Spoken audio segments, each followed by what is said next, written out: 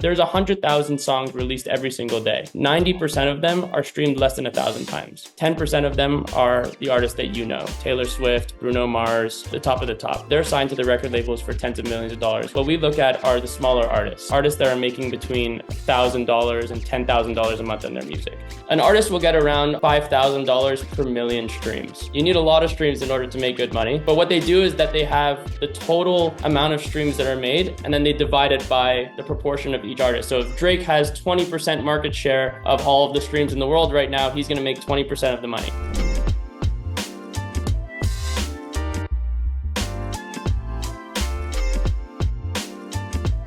Welcome everyone to the Flow Show. Very special guest today, but first a message from our sponsors, Karate Combat, as well as Bet 105. Big shout out to them making the show possible. And now my man, Ryan Garber is here, the co-founder, CEO, all the good titles, does it all of Xposure Music alongside Gregory Wallfish. My man, Ryan, how are you? Let's catch up first, and then we'll dive into the business you got. How are you doing, man?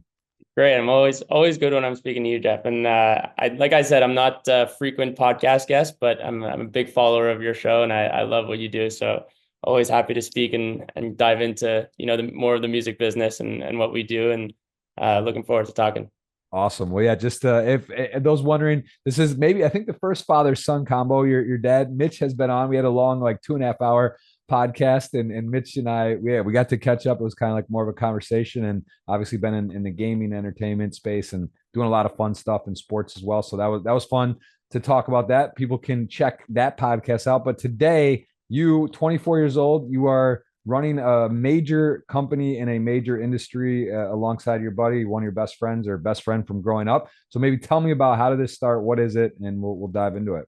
Yeah, and my dad, Mitch, is actually, he's a big part of the company. He's actually the chairman of the company, and he's very involved in the day-to-day. We actually work out of his office. So he's involved in what we do every day.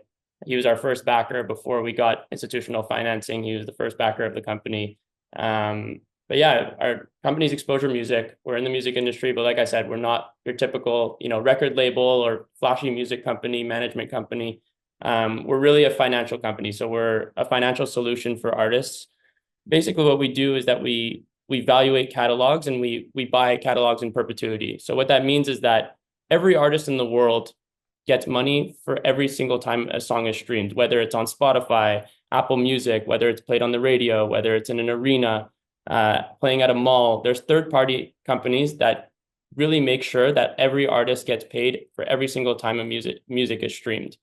And most artists, so there's 100,000 songs released every single day on Spotify. 90% of them are streamed less than 1,000 times.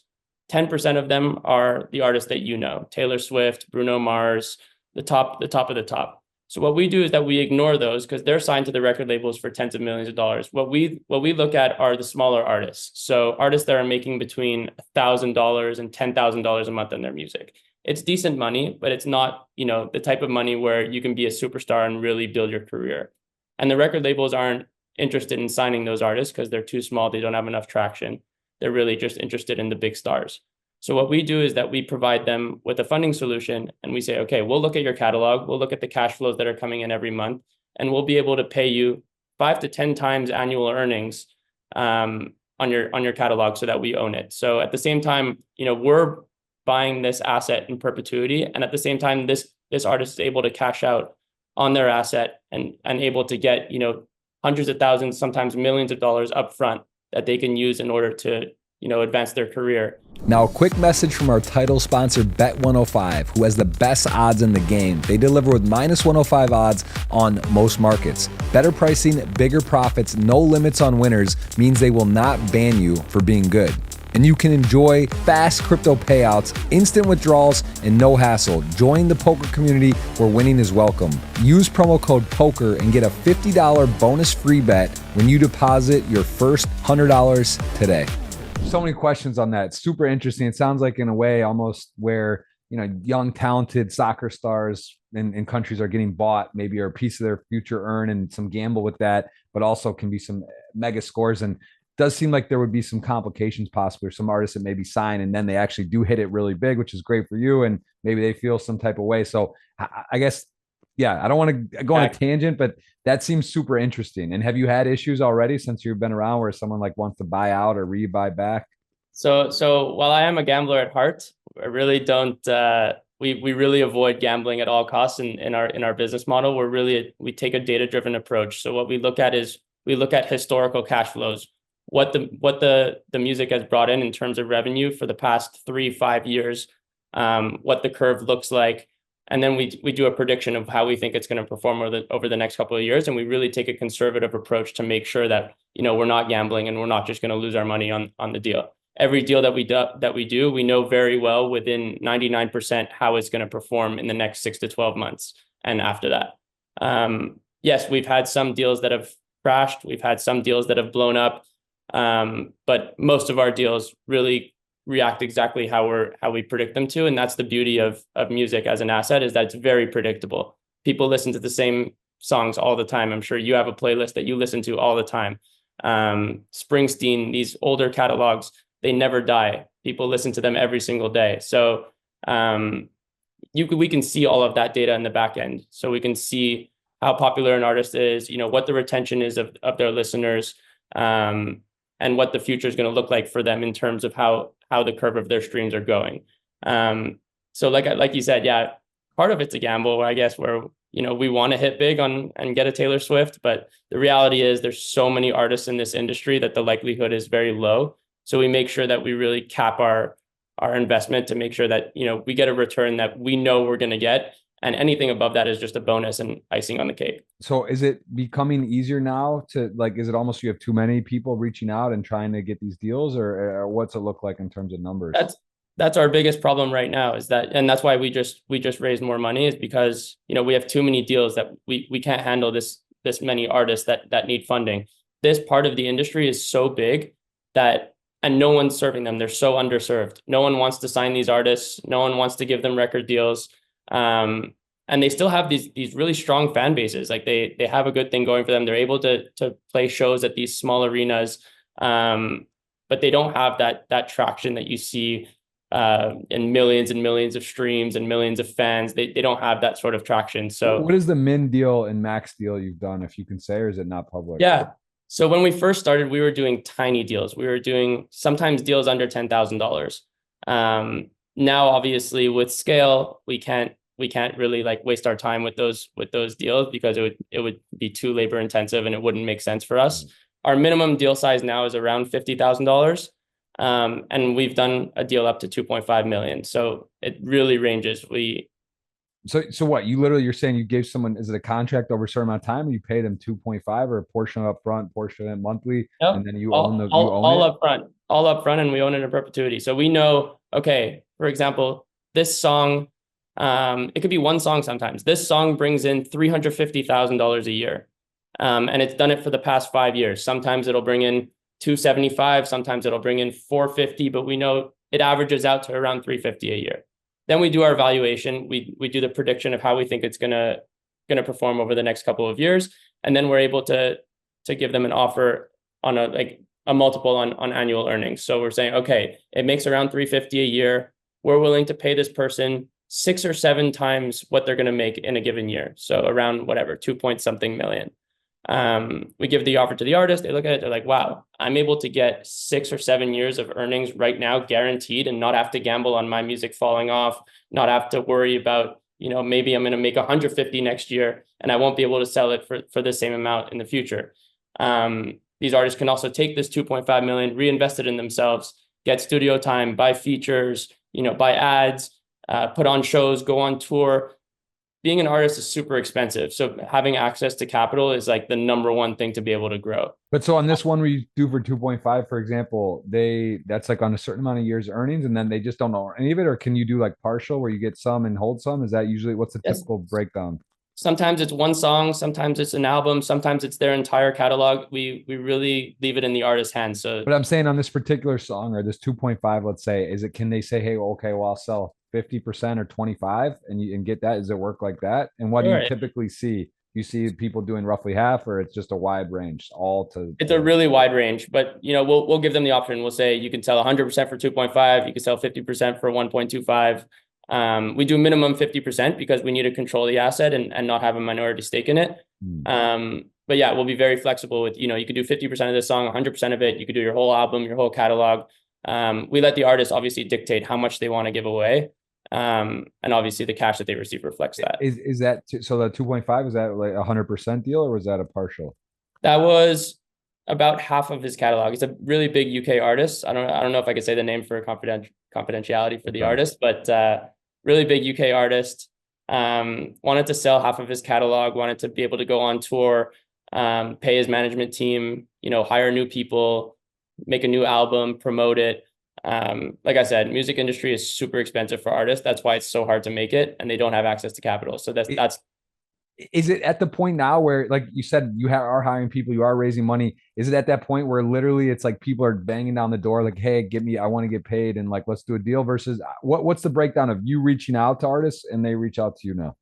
So at the beginning, we were doing cold outreach. We had no traction. We were the ones that were begging artists, we can give you money. Like, send us all your info. We can get a deal for you. We can get you capital. And we were getting a few artists that way. That's how we first started. And we didn't really have a name for ourselves, but now it's all inbound. We're not doing any outreach at all. It's all artists reaching out to us just by word of mouth or brand name or however they find us online.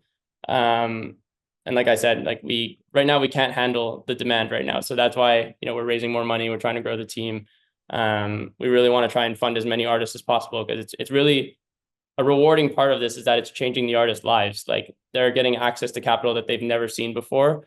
Instead of having to wait every month for, incremental cash flows, they're able to just cash out completely and have all of this capital upfront that they can work and continue to grow their career. And we've seen artists really grow after we give them the Right. money. They're using Yeah, it, it's in makes order sense. to Yeah, they get, you improve said their they own get to career. flux it into them, and then maybe on the next one they don't do any or part or less on the future stuff. So that's super super interesting. Tell me, how did the origin though? What was the actual, say your best friend from growing up? You guys are in school in Montreal, McGill, and this idea comes up. Who gets the credit? Do you remember? Was it 50-50? Did you both look at each I other and take had I it? Yeah. take zero credit for this idea. My co-founder had the idea completely himself.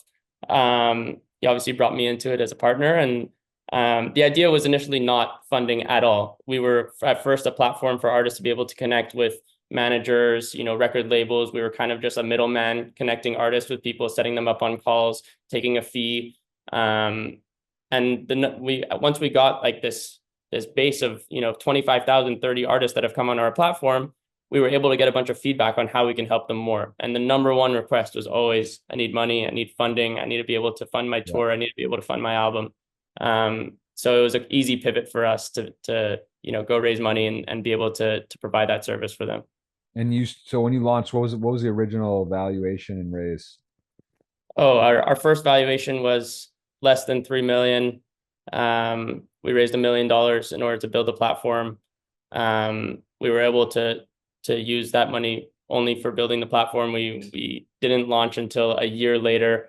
And now fast forward, we're 5 years later, and we've just deployed 10 million. So it's growing quickly, and we want to double that number this year. Don't know if it'll be possible, but always have to dream big. Like I said, it's super rewarding being able to help these artists at this scale. And what are you currently, what is the amount, what is the valuation now, and what are you raising today? What's available to sell? Or is it? We don't uh, we don't really have a valuation because we don't really have a third party equity investor. It's all debt. All the money that we're raising is debt from different institutions. So we're not accepting any equity investments, so we don't really have a valuation. If I were to guess today, maybe somewhere around 40 to 50 million. And so if someone wanted to put, I mean, but so you are actively seeking to raise money though. Like if you would take capital or not really, you're not really even looking. I mean, we'll never say no to capital, but we have enough right now that to deploy until the end of the year. So we're always looking for different options, but as of right now, we have a good amount of capital to deploy till the end of the year. The movie, the music industry sounds, it's so fascinating looking back on the days of Napster, of course, and then sort of how things have transitioned and Apple and iTunes and all this. What is it? How rapid is AI intersecting. That's the hot keyword these days. But it feels like this particular industry and even this business seems like it's so important. How is that working into everything you're doing? Yeah, I mean, AI is great for a lot of things. I don't know if it's great for music. You get a lot of fake music, different covers, illegal releases, being made with AI. It's something that we check all the time to make sure it's actually, an authentic, real song that's been made by the artist.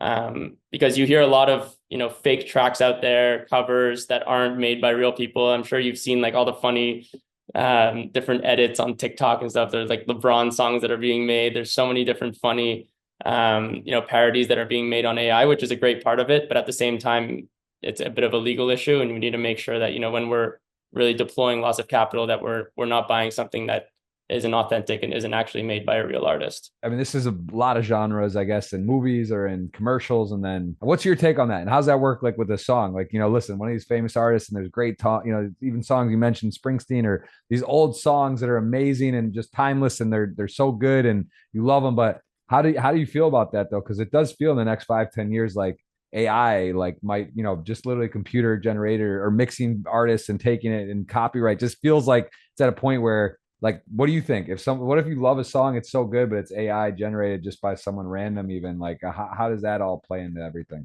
Let me tell you my opinion on this. I think music is so special in a way where the authentic, emotional, cultural impact of it that's made by a human being cannot be replaced.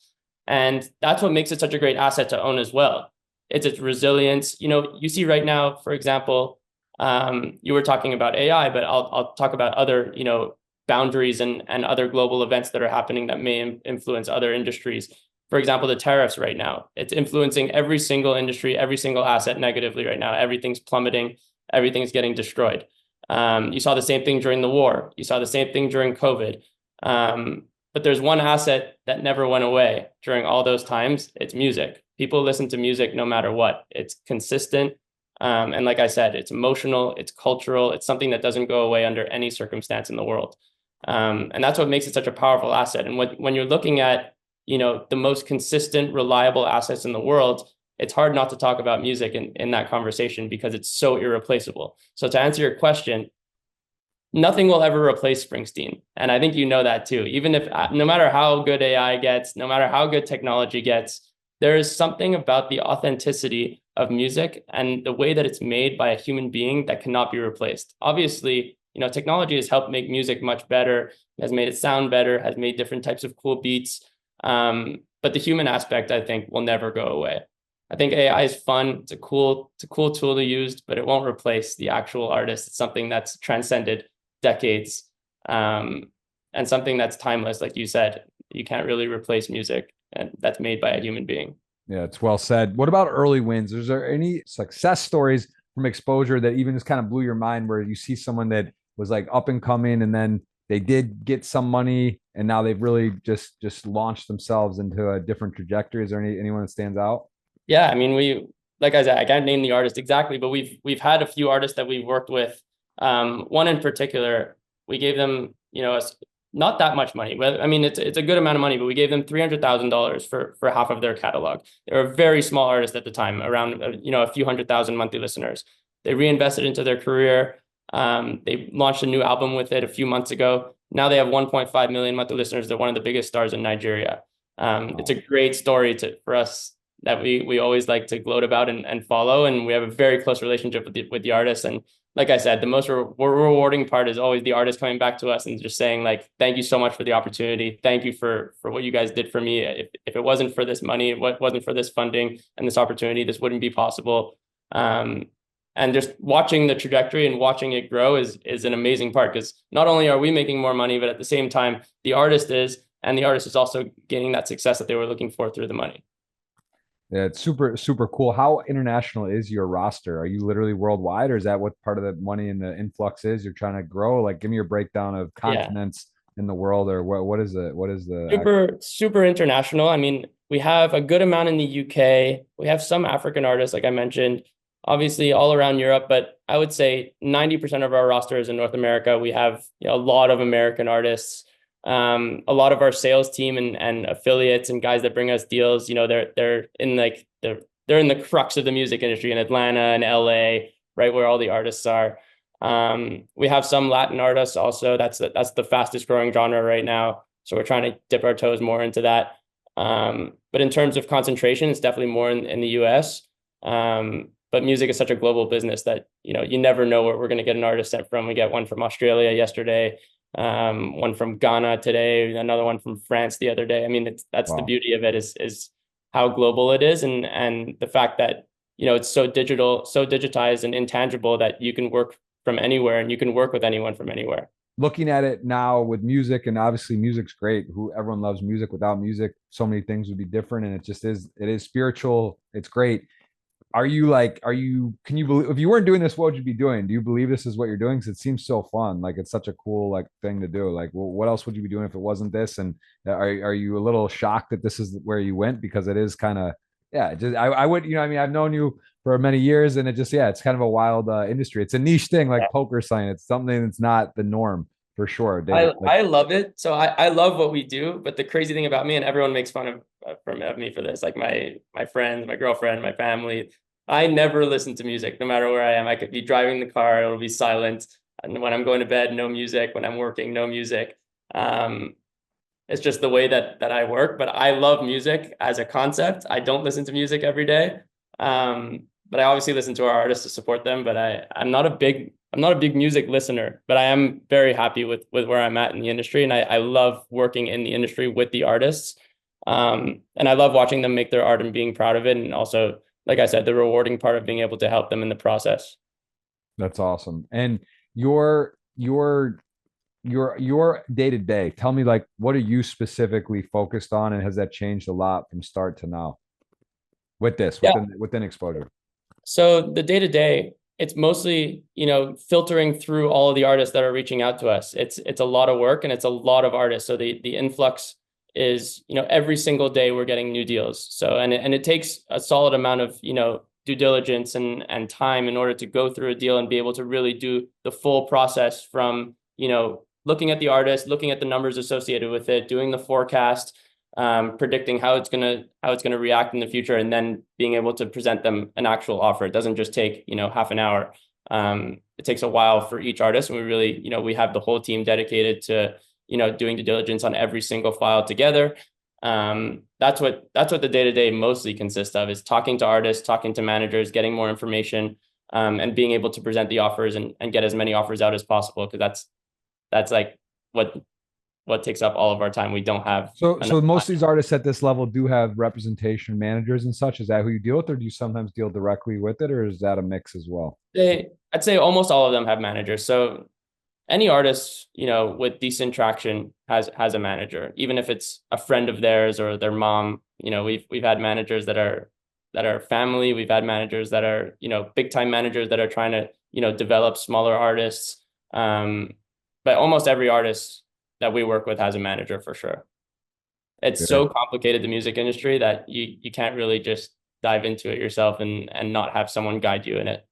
And it can't be all sunshine, of course. Doing this, being fun. I see the plaque in the background, the platinum. I want us to talk about that. But tell me about the grind. What's the toughest part about being a co-founder and sort of starting this from scratch? Yeah, starting a business is never easy. I mean, we were super lucky to have the best support system. Like we were talking about my dad before, he's a big part of the support system of the company. It was very lucky of us to have him as a mentor and have him guide us. He's obviously successfully built a company himself. We never have. We're first time founders. But there's no doubt we've made a lot of mistakes. We've stepped in a lot of pitfalls. You know, we failed basically for the first year and a half of the business. We brought in about $5,000 of revenue from the first year and a half. It wasn't going to work out. We were going to call it quits, and this pivot came at the perfect time. And I feel like that's the story for most startups, is that you need to, try out your initial idea at first, and then when it fails, you do what works. And that's been the hardest part, actually, is being able to adapt and being able to kind of give up on your initial dream in order to do what's actually going to work and what's actually going to make the company successful. That part was a bit difficult. But obviously you always make the right decision in the end when you embrace change and you actually pivot to what you think is going to work. And like you said, yeah, there's some fun stuff associated with it. The plaque is fun. Yeah, Um, what's that? they- What's going on with that? It's a platinum so or this what? is a, I can show it to you. This is a this is a platinum plaque. So what happens is you have organizations in the music industry that they track all of the biggest songs in the world. So this is one of the biggest songs in the world. It's called Chill Bill. We own a portion of it. It has almost 1 billion streams on Spotify. Any song that has over 75 million streams is a platinum record. So this is a 4-time platinum record. Obviously, it's a little bit strange to have a plaque where I'm not the artist and gloat about that, but we do own part of it. It's a pride of ours to be able to have this collection. So the platinum plaque is cool. It's kind of just like a little trophy for the assets that we have. We don't have many of them because, like I said, we work with smaller artists, not Yeah. usually, the artists that are making these massive billion stream records. But this was a special case, one of our bigger deals, and it was actually pretty early on. So it's something that kind of reminds us of how we started. The Spotify Netflix sort of model is interesting because I don't even understand how it works exactly, where they give to the artist and they keep expanding. Sometimes the service, the fees go up where they start, they add the cost more and they're spending money and all that. How does that actually work? Like, how is Spotify able to pay artists out, like the money versus the users, and how does the economics work, and how do you interact with Spotify, if at Yeah, all, or so compete? Spotify is obviously a multi-billion-dollar company, and they make a ton of money. So they have a small percentage of their revenue that's dispersed to artists that are getting streams on their platform. Yeah. An artist will get around on Spotify, they'll get around $5,000 per million streams. So it's not a ton. You need a lot of streams in order to make good money. Um, but what they do is that they have the total amount of streams that are made, and then they divide it by the proportion of each artist. So if Drake has 20% market share of all of the streams in the world right now, he's going to make 20% of the money. And so on, so on, so on. And when you say 5,000 per million, does that mean that that's like the artist actually what they like make, or then they'll have their manager and Yeah, this and all that? the artist makes the full 5,000, and there's something called distributors. Some of them are record labels, and they do all the collection for you. So they go and they collect from Spotify, they collect from Apple Music, they collect from radio, whatever it may be. There's a million different ways to bring in money in with your music. I guess that's my question. Though. How can Spotify, if more and more people are listening, I guess is that what that's why it works? They just have the math done where what they're Yeah. charging the user that they can pay out and make. Because at some point though, wouldn't it be that more people that are subscribed already are listening to more music and they have to pay? Like, wouldn't that cost more than they can Yeah, afford? the data shows that people are listening to more and more music, and the market share is growing. Like Spotify continues to grow at a crazy rate. So it's not only the artist side that's growing a lot, it's also the listener side that's growing a ton as well. So you'll see a song that's been out, like we were talking about Springsteen before, you'll see a song that's been out for 50 years. Somehow it has more streams this year than it did last year, even though it was released 50 years ago. It's just because there's more listeners, more consumption. Interesting. The market for listeners just keeps growing. So Spotify is obviously able to pay out artists at least that much. And It's not much compared to what they're making. um, but so how would Spotify headquarters view you, and you view Spotify? Are you guys symbiotic, or is this a competition or completely different? No, I'd say neither. I mean, we're not really connected to Spotify neither in any way other than the fact that we get paid by them. We're not a competitor to them because they don't buy catalog. And we're also not a competitor. They're not a competitor to us because we're not a music distributor, and we Right. don't we don't release music on our platform. We just buy music. So it is, I guess, in a way symbiotic, but it's not competitive at all. And your biggest lesson, what learned so far? Is there anything you can laugh about now that you was like really struggle, or that you learned or say that stands out the most so far in this experience? Wow, that's a tough question. I think I leaned on it a bit before. Biggest lesson is just to embrace change. I mean, we were failing at the beginning, especially in a startup. You need to be able to embrace change. If you get stuck on your initial hope and your initial dream, I feel like you can sometimes just run it to the ground. And we were kind of headed in that direction until we really listened to feedback from the artists, and that's what really allowed us to expand our view and to pivot in the right direction. So yeah, just embracing change, being able to adapt your initial model and make it work, even if it's not in the moment, just making it work in order to, just keep moving forward, moving the needle. So yeah, looking back, I'm happy that we embraced change. It wasn't an easy process. Um, and yeah, we look back all the time and we laugh at ourselves because we were so stubborn about our initial idea. We kept it for a year and a half and we were like, it's going to work. It's going to work. We're going to be able to scale it. And it was failing slowly. So looking back, I'm really happy that we embraced change. And I think that's super important. What is the music scene in Montreal? Is there some actual, is that like a, would you say a hotspot for music? Is there It, local artists involved or not It's really? super low key. It's really good. I mean, the nightlife in Montreal is incredible. So it kind of goes hand in hand that the music scene's good as well. We have a jazz festival every year here. That's one of the biggest in the world. But then obviously you go to Toronto and you have Drake, The Weeknd, Justin Bieber. You have like 5 of the top 10 artists in the world that come out of Toronto. So I like to look at it as I'm Canadian. I'm not a Montrealer because that's where the real music pride is. It's a few hours away in Toronto. And the artists you mentioned, some of the bigger ones are privacy. Is it not public on these deals? Or some of them public? Like you have Yeah, an artist no, roster though. Like I see that. all of our artists are available on our website. It just, I don't really like to discuss the details of their deals specifically because maybe some artist doesn't want people to know how much they sold for, all the different details. We promise confidentiality with the artists. This artist I could tell you is with the platinum plaque. Sorry, it's on my floor now, but the platinum plaque was with an artist called Rob Stone. It's the song's Chill Bill. Oh, I see him He's right one of here the on the website. Yeah. Yeah, Oh, he's one of the first artists we ever worked with. We're very close with him. And yeah, we bought his stake in the song, and it was one of our bigger deals. So that one we talk about all the time openly. wow. And what percent of them are profitable or not? Or is it like that based on AI, it averages out, I guess, or what you said your analytics of what you expect, because some are going to hit, some will miss, and it kind of works out. What is the percentage though, where it's like a good deal or doesn't pan out if you so far to date, would you say? Is Yeah. that hard to say? Because it's like So they're always kind of like trendy. It's like they're active. I'll tell you the reason why it's hard to say. But well, it's easy to say that we are profitable and that almost every single deal brings back profit. We've had maybe one or two out of all of our 100+ deals not return to the rate that we expected it to. But yeah, the reason why it's hard to tell is because we're paying like 5 to 10 times annual earnings. So we need to wait 5, 10 years in order to recoup all that capital back and Got it. know exactly how much it returned. Right now, we just have a forecast of how it's going to return, and we're collecting these monthly royalties. So as of right now, yes, it's super profitable in the moment, but we'll only really know how it performed, later down the line. And what is your team consist of now? How many people are involved in actually day to day within the company? Yeah, it's super lean. It's me and my co-founder Greg, and we also have a full-time data engineer that's working on our model for forecasting. And then we have a few contractors, that do a lot of little admin stuff and different work that we need, but no more than five or six people. So it's super lean. And it's never really changed since the beginning. It's been mostly the same people since the very start.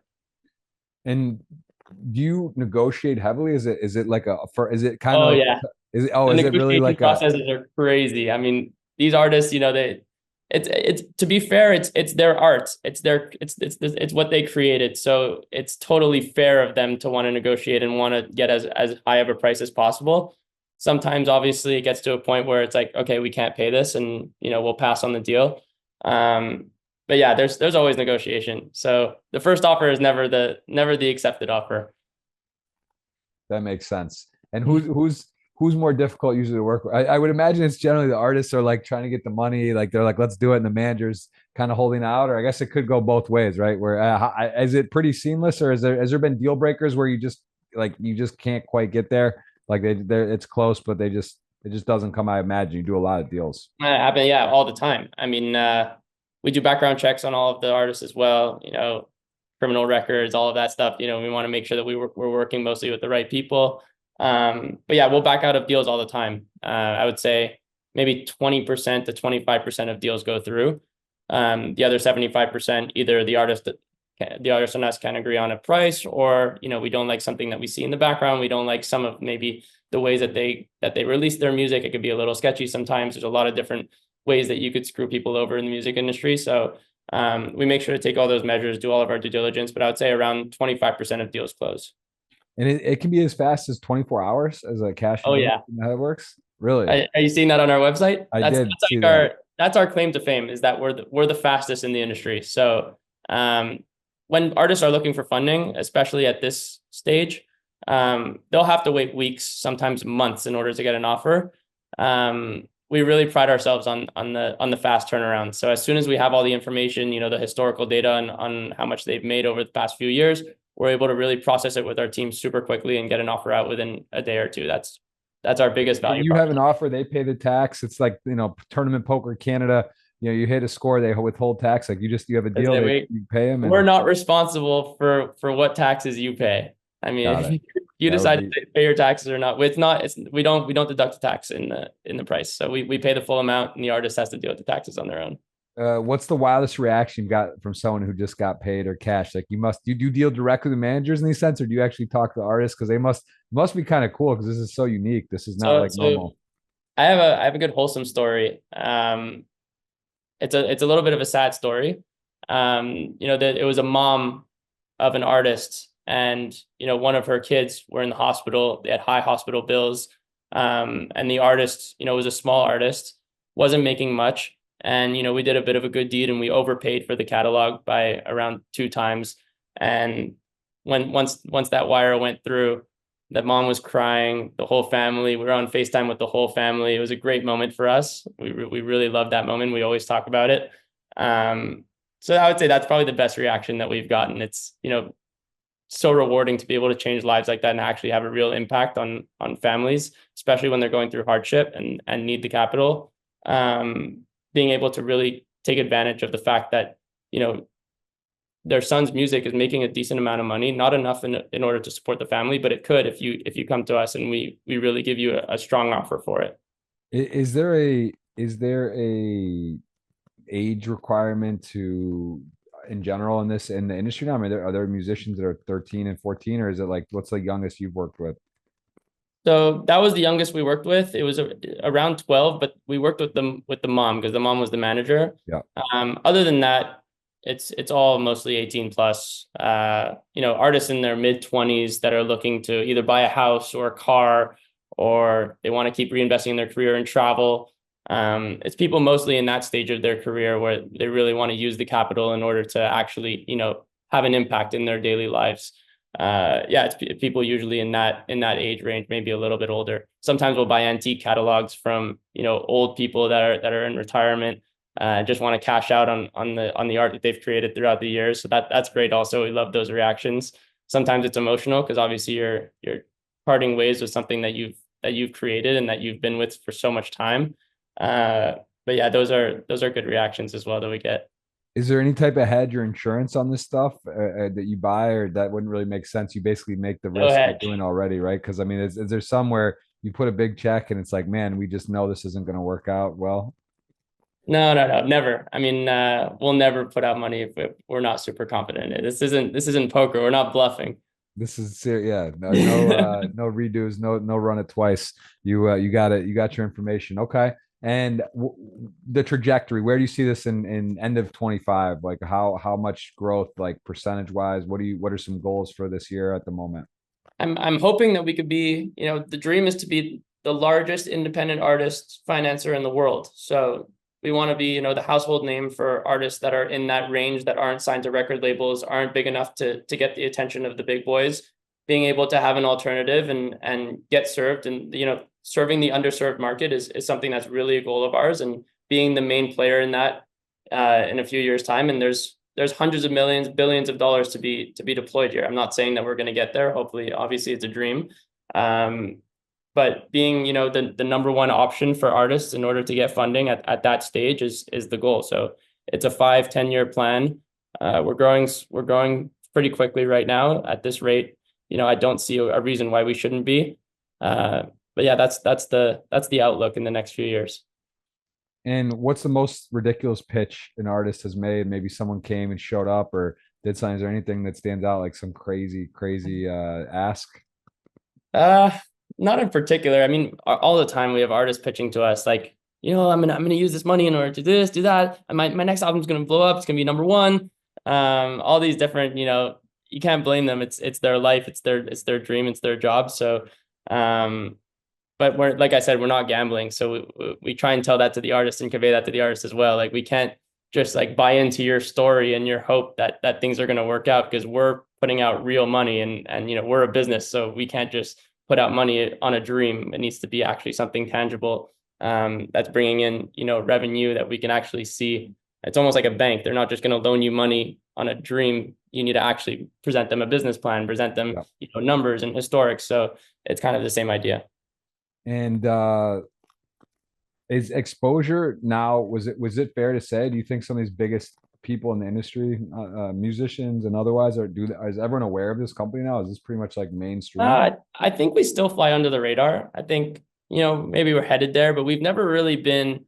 It's never really been a priority of ours to be like flashy and one of the big Yeah. music companies that everyone knows about and talks about. It's kind of nice to be under the radar because artists come to us. They're like, we heard of you through a friend. We heard of you through this manager. We like that a lot better to kind of just be low key and be like the silent helper. That's yeah, no, it's cool. But it does seem like it's growing that way. We're on the flow show today. You never know. Might get some I people love flagging yeah, him being on down the in the flow show is street, the man. biggest we've been. We Yeah, we've got our article in Variety. That was pretty cool, but nothing compares to the flow show. I love it. Is the and how is the scene currently in Montreal? Is Flygen still top of the table? It's been a little while. Antonio and I, we used to have some good times with you, running around out there. I What's was gonna say happening it's not now? the same without Jeff Gross there. I love Montreal, man. Don't get me going. That's such a great city. It's an The thing amazing about spot. Montreal is that I'm 24 years old and I'm already starting to feel old here. People start going out when they're little teenagers, including me. So I'm already like on year 10. So I'm already starting to feel old going to Flygen. It is. Obviously, It's still great though, right? It's still one of the hot spots. oh yeah, it's like the number one spot always. I mean, when you get a reputation like that, it never goes away.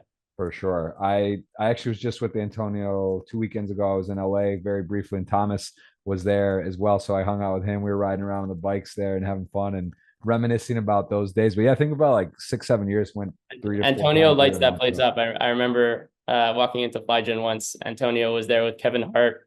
They had like the table next to the DJ. It was Yep. Thomas H DJing. Yep.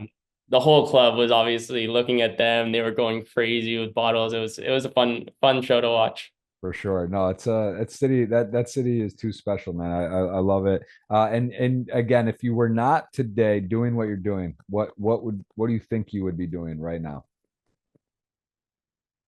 Hard to tell. I'm kind of lucky that I fell in it because I didn't really have an alternative plan. I mean, I graduated college in sociology. I didn't do anything special. My grades weren't great, so kind of lucky that I fell into this and that it worked out. I love sports management. Obviously, our family's very involved with the Kraken.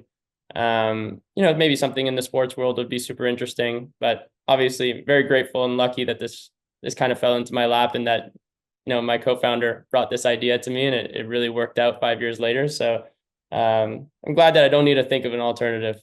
Is tell me about that too, the Kraken. How has that been? Have you been going to some games? Like, are you following it very closely? What's that been like? Well, the team's not doing well, but the actual, the ownership and the, going to the games, being involved with the team and like, I'm not involved obviously with anything and decision making, but knowing what's going on in the offices and in the conversations is really cool. There's a lot of different intricacies and things that go into running a sports franchise. It's not as simple as just, signing players, putting a lineup out there and playing.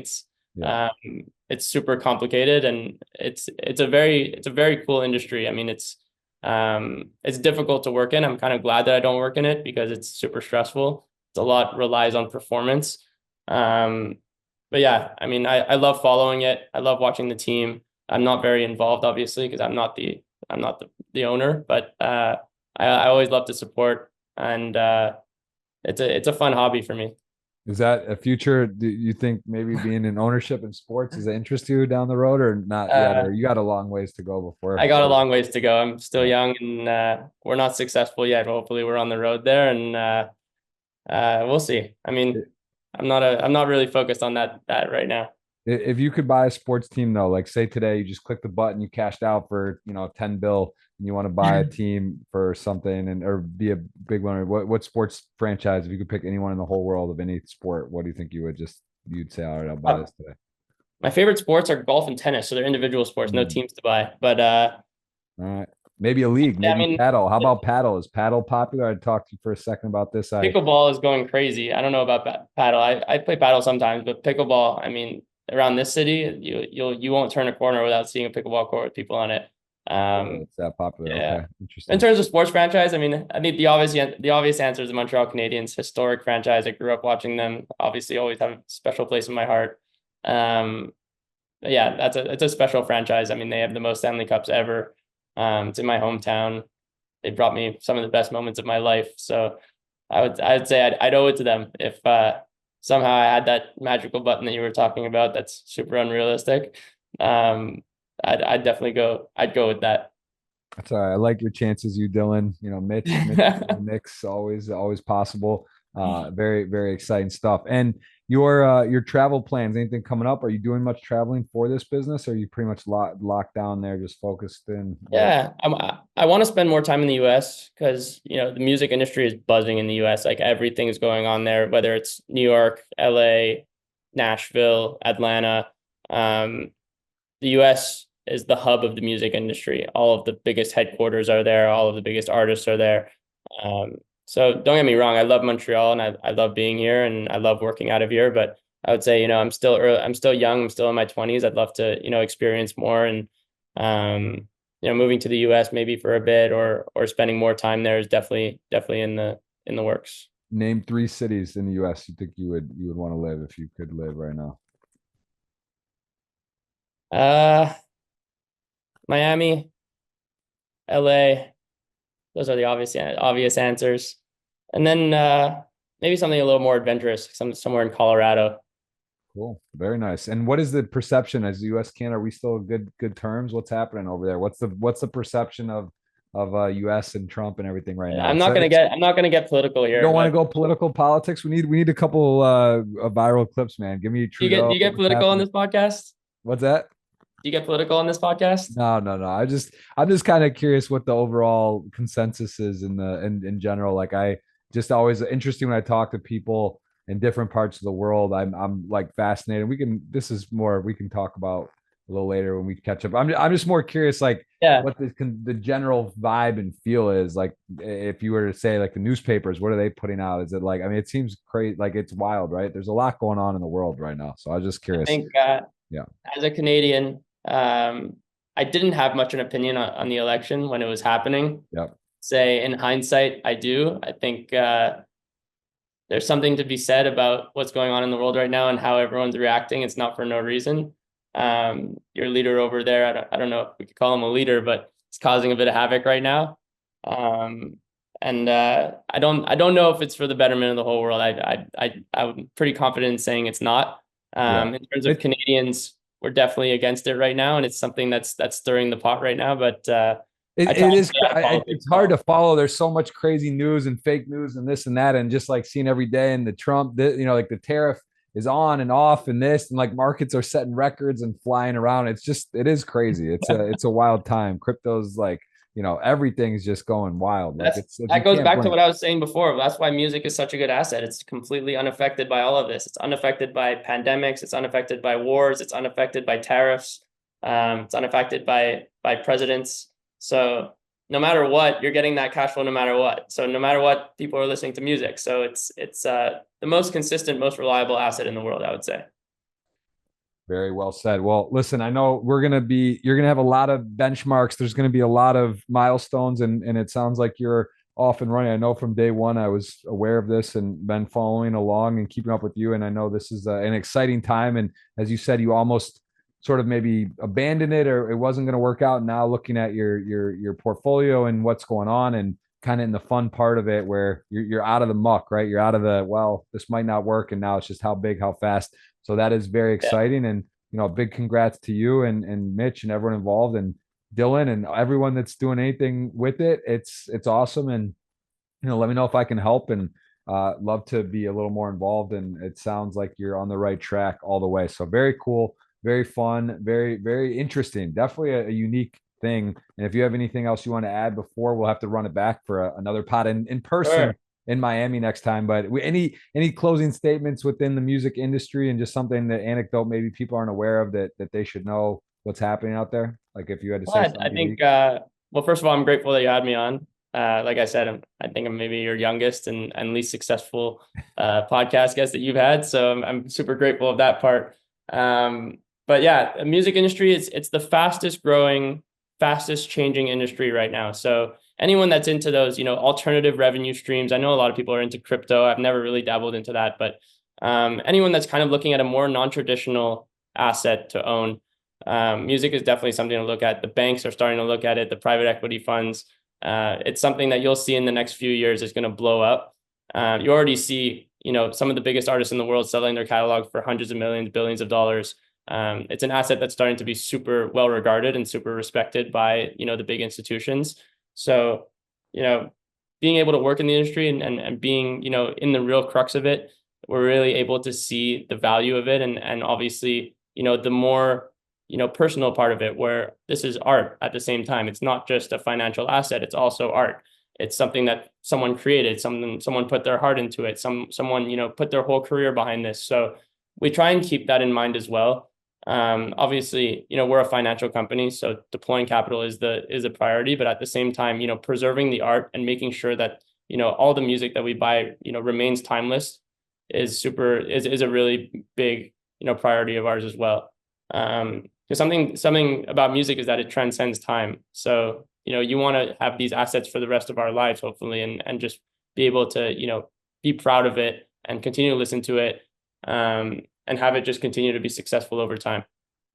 Yeah, it's well said. And I do have one last question. It's one of those things right there. There's so many things. Honestly, I could ask you 100 questions because it's fascinating, and I know you are really immersed in this. But when you look at a song like Chill Bill, Rob Stone, you said a billion hits, and you have a piece of that song and got involved with that. But when you're looking at like a real hit, when you look at some of these artists and people that you followed and looked at the intangibles, is there anything that stands out to you that like the it factor, like what? Because it's tough, right? In so many industries and sports, and the fine line between what is good, great, the future. What are some things Yeah. that you have noticed that are unanimous with success, and that these artists have that maybe intangibles that someone wouldn't think of? So I'll keep it 100 with you. I'm not a talent scout, so we leave that to the record labels, to the managers that are able to, find talent and really have an ear for music.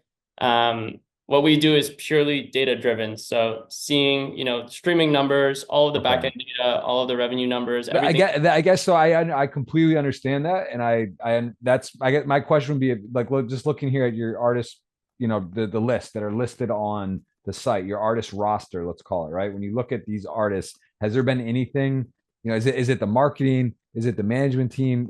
With your understanding, what are some things that you've been like when you're surprised by how well something's done, maybe several times, like, oh, Yeah, like this artist is really charismatic, or they're, for whatever, sure. they're like, is there anything that you've noticed?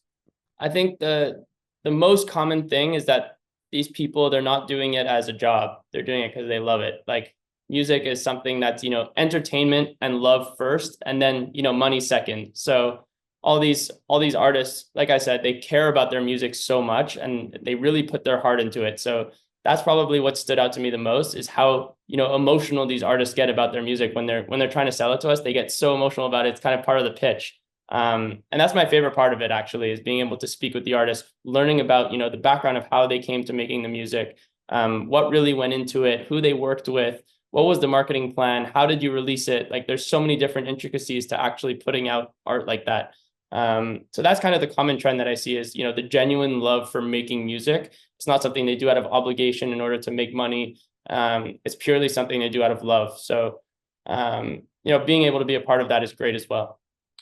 Amazing. All right. Well said. Please say hello to the family and Dylan, of course, in particular. Give him a big hug for me, and we will be following up here soon. We'll have another pod again. We're gonna have to run this back. Definitely. I hope everyone enjoyed. This was another episode of the Flow Show. You got Ryan Garber, who is the co-founder, CEO, all the titles of Xposure Music, and I love it, man. Always great to catch up. And where can people follow along with you and Xposure? Yeah, my name Ryan Garber on Instagram, and Xposure Music as well. Just straight up Xposure Music on Instagram.